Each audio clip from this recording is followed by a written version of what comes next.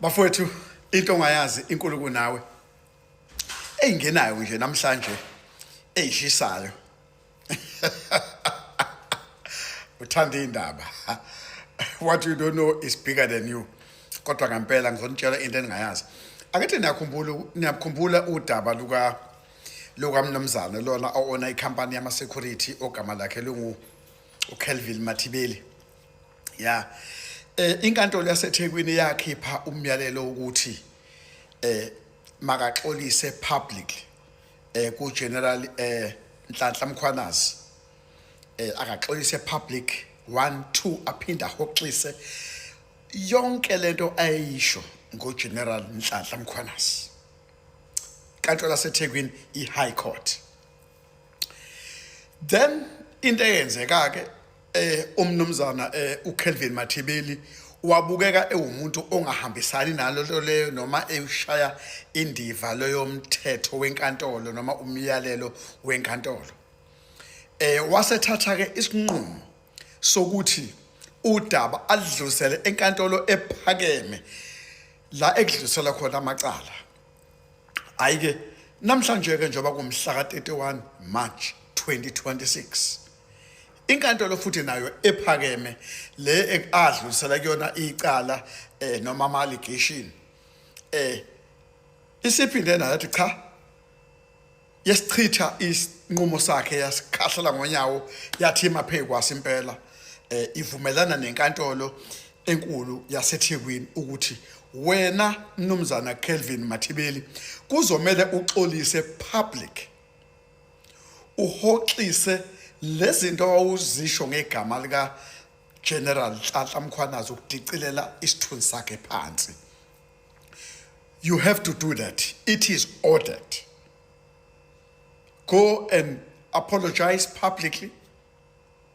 Withdraw yonke lento awuyisho public. Kusho inkantolo ephakeme ithi leya order eyakhishwa bahlezi phezu kwayo abaphikisani nayo bayivumela. So ke into ke le efuneka yenziwa umnumzana uKelvin Mathibeli isikhulu samaphoyisa isikhulu senkambani yama security enkulukazi eThekwini neJoburg noMpumalanga nakuphi is got a big company. Kodwa nje iqiniso lithi umthetho walifaka umnumzana uGeneral icala ukuthi no lo muntu lona wehlisa isithunzi sami ngokuthi angikhulume kanje lezinto ayifani nami ngiyayiphikisa ngisivumeli. So nkantolo ezomsebenzi wakho ayike yayikhipha ke ngempela inkantolo ilokhuzana iorder ke beyiphikisa ke kodwa manje akusekho ke ukuyiphikisa akusekho ukujikela emva kwendlu sekufanele ngempela ke manje axoliseke. Kushuthi kuma engaxolisi kwenza kanjani uyaboshwa. Phela inkantolo mayikhipha iorder you have to respect that order. Thank you. Yilezo ke bengithi angeniveza lona ngokushona nje kwelanga ukuthi hayi ke impi ephakathi noma ukungaboni ngasoli ngephakathi kamnumzana uKelvin Mathibeli kanye no Lord General Nhlanhla Mkhwanazi. Hayi inkantolo imnika igunya ukuthi cha lo yafuneka axolise kwena ngempela wakudelela ngempela wayice isithunzi sakho wasibukela phansi. Hayi ke lapho ke sithi thina phambili ngoGeneral Nhlanhla Mkhwanazi phambili.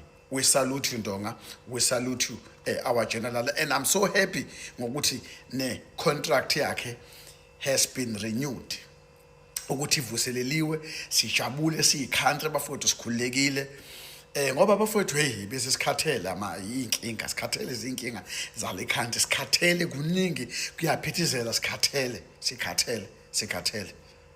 ngempela sikhathele.